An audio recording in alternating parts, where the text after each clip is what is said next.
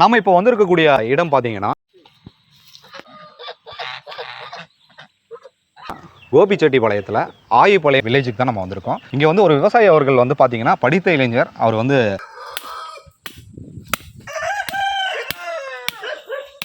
ஆடு வளர்ப்பு, கோழி வளர்ப்பு, ஸோ அது போக பார்த்தீங்கன்னா பசுமாடு வளர்ப்பு,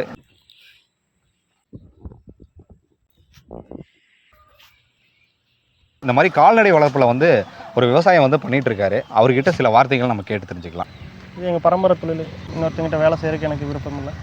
வீட்டில் வச்சு தான் நம்ம சேல்ஸே. கிடாய் வந்து 100 கிடாய் வச்சுருக்கோம். காசோலை தட்டு வாங்கி போட்டு பராமரித்தோம்னா சராசரியாக ஒரு 12லேருந்து 14 லிட்டர் வரைக்கும் நீங்கள் ஜாலியாக வெளியில் இது போக முடியாது. எந்த ஃபெஸ்டிவலாக இருந்தாலும் நான் இதுக்கு பண்ண வேண்டியது எல்லாமே பார்த்துட்டு தான் நம்ம பண்ணணும். டார்ச்சர் இல்லை, எந்த கமிட்மெண்ட் இல்லை, எந்த டார்கெட் இல்லை. எந்த அளவுக்கு ஹார்ட் ஒர்க் போடுறோமோ அந்த அளவுக்கு நமக்கு ப்ராஃபிட். வந்து சம்மங்கி போட்டிருக்குங்க, பாக்கு, வாழை, தென்னை இருக்குங்க, மல்பெரி இருக்குது, சூப்பர் பேர் கோஎஃப்எஸ் இருக்குது. வருங்காலத்தில் வந்து கண்டிப்பாக இது நல்ல லெவலுக்கு போகுங்க. இது நம்மளோட வேலை. ஒரு நார்மலாக ஒருத்தங்க ஒரு ஃபேமிலி ரன் பண்ணுறதுக்கு எவ்வளோ தேவைப்படுமோ அதோட நல்லா ப்ராஃபிட் கிடைக்குது. சார் வணக்கம் சார். வணக்கம் சார். உங்கள் பேர், உங்களை பற்றி ஒரு அறிமுகம். என் பேர் ஈஸ்வரமூர்த்திங்க, கோபிச்செட்டிப்பாளையம் நம்பியூர். நான் வந்து ஒரு 15 தாயாடு வச்சு ஆடு வளர்ப்பு வந்து இந்த ஒரு 4-5 வருஷமாக பண்ணிகிட்ருக்கேன். வருங்காலங்களில் வந்து இன்னும் பெரிய லெவலில் பண்ணலான்ட்டு இருக்கேங்க. ஆடு வளர்ப்புலேயே வந்து பார்த்திங்கன்னா நாட்டாடு, தலைச்சேரி கிராஸில் நான் வந்து வளர்த்திட்ருக்கேன். இன்னும் பியூர் தலைச்சேரி, ஜோசத் அது மாதிரியான ப்ரீடு ஆடுகளுக்கு படிப்படியாக போகலான்ட்டு இருக்கேன். என்கிட்ட 4 பசுமாடு இருக்குது.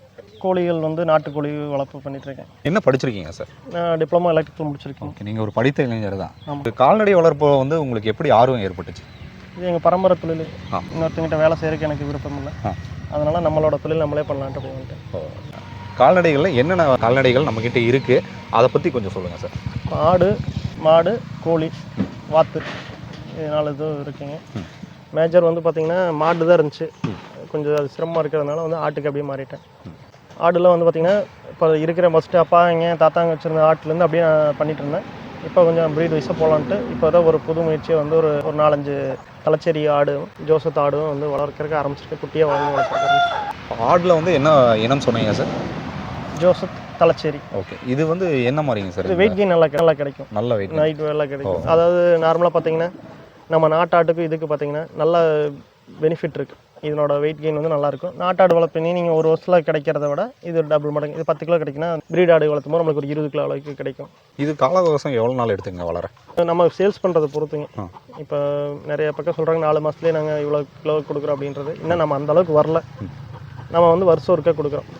ஆடி மாதம் வந்து கிடாய் வெட்டுக்கு வந்து நிறைய இது போகிறதுனால ஆடி மாதம் ஃபோக்கஸ் பண்ணி கொடுக்குறோம். இப்போ லோக்கலில் வந்து பெட்டைக்குட்டி வந்து வளர்ப்புக்கு வந்து கொடுக்குறோம். பெட்டைக்குட்டினா சின்ன குட்டியாக கொடுக்குறதில்ல, அது பருவத்துக்கு வர ஸ்டேஜ் பார்த்து நாங்கள் கொடுக்குறோம். எல்லா ஆடுக்கும் இதுக்கு என்ன வெயிட்டுமே? நீங்கள் அந்த வெயிட் கெயின் மட்டும் தான் இல்லை, அது உங்களுக்கு பார்த்தீங்கன்னா ஃபினிஷிங் வெயிட்டில் வச்சு தான் நம்ம சேல்ஸே. நம்ம இந்த நாட்டாடு வளர்த்துறோன்னா 10 கிலோ கிடைக்குதுன்னா நீங்கள் ஒரு 5 ரூபா 6 ரூபாய்க்கு விற்கலாம். அதே வந்து பார்த்திங்கன்னா அதே ஸ்டேஜ் அதே தீவனம் தான், அதே இதுதான். இது வந்து பார்த்திங்கன்னா ஒரு 15-20 கிலோங்கிற போது நம்மளுக்கு இன்னொரு 4-5 ப்ராஃபிட் கிடைக்கும். இதனுடைய பூர்வீகம் எது சார்? நாட்டாடு நம்ம இதுதாங்க.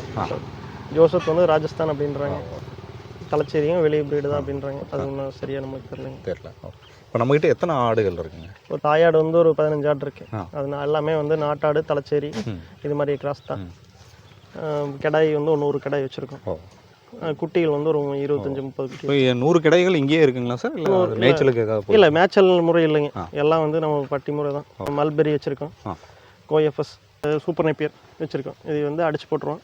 கடலைக்கொடி, சோளத்தட்டு இது இருக்குது, அது ஒரு வேலை கொடுத்துருவோம். ஒரு பருத்தி கொட்டை, மக்காசோள மாவு இது ஒரு வேலை கொடுத்துருவோம். அது போக நீங்கள் வந்து கோழிகள் நீங்கள் வச்சுருக்கீங்க. நாட்டுக்கோழி தான்? நாட்டுக்கோழி எவ்வளோ நாட்டுக்கோழி இருக்குது? 50லேருந்து 100 இருக்கும். 100 எல்லாமே நீங்கள் விற்பனைக்கு கொடுக்குறது தானே? விற்பனைக்கு தான். இது எப்படி நீங்கள் அதுக்கெல்லாம் தீவனங்கள்லாம் என்ன கொடுத்துட்ருக்கீங்க? நாட்டுக்கோழி பெருசாக இது பண்ணுறது இல்லைங்க. இப்போ அது தோட்டத்தில் பச்சை இருக்குது, அது மேய்ஞ்சிக்கும். அரிசி, அப்போ கம்பு எது நம்மளுக்கு கிடைக்குதோ அப்போ அதை போட்டுக்கிறதுங்க. கம்பு கிடைக்கும்போது கம்பு இது பண்ணிப்போம். கொஞ்சம் சீப்பாக எது கிடைக்குதோ அது. அரிசி கிடைக்கும்போது அரிசி போட்டுப்போம். பசுமாடுங்க சார்? பசுமாடுக்கு இது சூப்பர் நேப்பியர், அதுக்கு தவிடு, நெல்லந்தோடு, பருத்தி கொட்டை, மக்காச்சோள மாவு இது நமக்கு கொடுக்குறோம். அதுக்கும் அதே மாதிரி தாங்க. வைக்கோல் இருக்குது, சோளத்தட்டு இருக்குது, மாற்றி மாற்றி இது கொடுத்துருக்கோங்க. பால் வந்து எவ்வளோ லிட்டர் வரைக்கும்? நம்ம பராமரிப்பு பொறுத்துங்க. மக்காசோள தட்டு வாங்கி போட்டு பராமரித்தோம்னா ஒரு நாளைக்கு வந்து ஒரு 14 லிட்டர் ஒரு மாடு. சராசரியாக ஒரு 12லேருந்து 14 லிட்டர் வரைக்கும் ஒரு கன்று போட்டு ஒரு 3 இளம்பாக இருக்கணும். அதாவது இளம்புனா உங்களுக்கு எப்படின்னு கேட்டிங்கன்னா ஃபஸ்ட்டு குட்டி போடுறது அது விட்டு அந்த டைம் வந்து ஒரு நார்மலாக தான் கிடைக்கும். ஆவரேஜ் ஒரு 5 லிட்டர் கிடைக்கும். 2வது டைமு 3வது டைம் அப்படிங்கிறப்போ பார்த்தீங்கன்னா அதே மாடு வந்து ஒரு நேரத்துக்கு வந்து 7 லிட்டர்லேருந்து 8 லிட்டர் வரைக்கும் கிடைக்கும். அதனால் அந்த செகண்ட் டைம் டைம் நமக்கு நல்லா ப்ராஃபிட். ஆனால் அந்தளவுக்கு பராமரிக்கணும். மக்காசோளத்தட்டு கொடுத்து நம்மளுக்கு மாடு நல்லா பராமரிக்கிற வரைக்கும் நம்மளுக்கு ப்ராஃபிட் இருக்குது. அது போக நீங்கள் வாத்து வளர்க்குறீங்க. வாத்து வந்து கூஸ் வாத்து வச்சுருக்கோம். எத்தனை வாத்து இருக்குங்க சார்? கூஸ் வாத்து 5 இருக்குது. 5 இருக்குது. ஒரு 2 ஆண் ஒன்று பெண் ஒன்று இருக்குது. அது 3 முட்டை பொரிச்சு 5 இருக்குது. அது அழகுக்கு வளர்த்துறோம். இது மினி ஃபார்ம்னே சொல்லலாங்களா? அப்படி தான் இருக்கீங்க. இன்னும் நிறையா பண்ணணும். டைம் இல்லை. இது வான்கோழி வளர்த்தலாம்னு ஒரு ஆசை இருக்குது. இப்போ இதில் எவ்வளோ உங்களுக்கு வருமானம் வருதுங்க சார்? சார் எங்களுக்கு வந்து பார்த்தீங்கன்னா இந்த ஆடு வளர்த்துறதுக்கு காரணம் நான் விவசாயம் வந்து இயற்கை விவசாயம் பண்ணிட்டுருக்கேன். எனக்கு இயற்கை விவசாயத்துக்கு வந்து ஆட்டு எருவும் மாட்டு எருவெல்லாம் எனக்கு ரொம்ப தேவைப்படுது. அதனால் வெளியிலேருந்து வாங்கும்போது எனக்கு ரொம்ப செலவு ஜாஸ்தியாக இருக்கிறதுனால நான் என்னோடய ஃபார்முக்காகவே வந்து நான் இதை பண்ணிகிட்டு இருக்கேன். ப்ராஃபிட்னா இதுலேருந்து அப்படியே ரொட்டேஷன் பண்ணிருக்கேன். ஒரு நார்மலாக ஒரு ஃபேமிலி ரன் பண்ணுறதுக்கு எவ்வளோ தேவைப்படுமோ அதை விட நல்லா ப்ராஃபிட் கிடைக்குது. ஆனால் நம்ம எந்த அளவுக்கு ஹார்ட் ஒர்க் பண்ணுறோமோ அதான். இதுக்கு வந்து டைம் எல்லாமே இருக்குது. நீங்கள் ஜாலியாக வெளியில் இது போகலாம் முடியாது. எந்த ஃபெஸ்டிவலாக இருந்தாலும் நான் இதுக்கு பண்ண வேண்டியது எல்லாமே பார்த்துட்டு தான் நம்ம பண்ணணும்.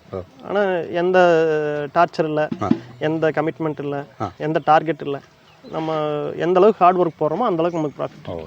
இப்போ ஆட்டுக்கு பட்டி நீங்கள் வச்சுருக்கீங்களா? எப்படி பட்டினா நான் இது பறன் நல்லா போட்டு அமைக்கலாம். இது இதே இடம் தான், நிழலில் தான் இருக்கும். இதே இடம் தான். மழை பெஞ்சா மட்டும் உள்ள செட்டில் போடுவோம். மற்றபடி மழை இல்லைன்னா இப்படியே தான் இருக்கும். இப்படியே தான் இருக்கும். கோழிகளுக்கு அங்கங்கே அது வந்து ஏதாவது ஒரு அகலை வந்தது வெளியில் போகுது அப்படின்னா மட்டும் அதை இது பண்ணிட்டு இருப்பேன். ஃபஸ்ட்டெல்லாம் கட்டு சாவல் பண்ணிட்டு இருந்தேங்க. அதெல்லாம் விட்டுட்டேன். சரி, ஆட்டுக்கு வரும்போது அதை என்னால் எல்லாமே பண்ண முடியறதில்ல. அதனால் வந்து நார்மலாக வர கேஜி வச்சு அப்படியே கொடுத்துருக்கேன். வியாபாரிகள்லாம் வந்து வாங்கிக்கிறாங்க சார். நம்ம வீட்டுக்கே தேவைப்படுது. பெரிய ஃபேமிலி. நான் வெளியில் வாங்கினேன் ஒரு 4 கிலோ 5 கிலோ எடுக்கணும். சரிங்க சார். அது எனக்கு வீட்டில் இருக்காட்டி கரெக்டாக இருக்கு. ஓகே. விவசாயம் என்ன பண்ணுறீங்க? விவசாயம் வந்து சம்மங்கி போட்டிருக்குங்க, பாக்கு, வாழை, தென்னை இருக்குங்க. ஆட்டுக்கு தேவையான மல்பெரி இருக்கு. பேர் சூப்பர் பேர் OFS இருக்கு. அதாவது நம்ம ஏதாவது ஒரு இடத்துல போய் நம்ம வேலை செய்யறதுக்கு இது சார் கண்டிப்பாக இது வந்து வருங்காலத்தில் வந்து கண்டிப்பாக இது நல்ல லெவலுக்கு போகுங்க. ஏன்னா எல்லாத்துக்கும் வேலை, எல்லாருமே ஒரு இடத்துல போய் இருக்க முடியாது. அப்படிங்கிறது இது நம்மளோட வேலை.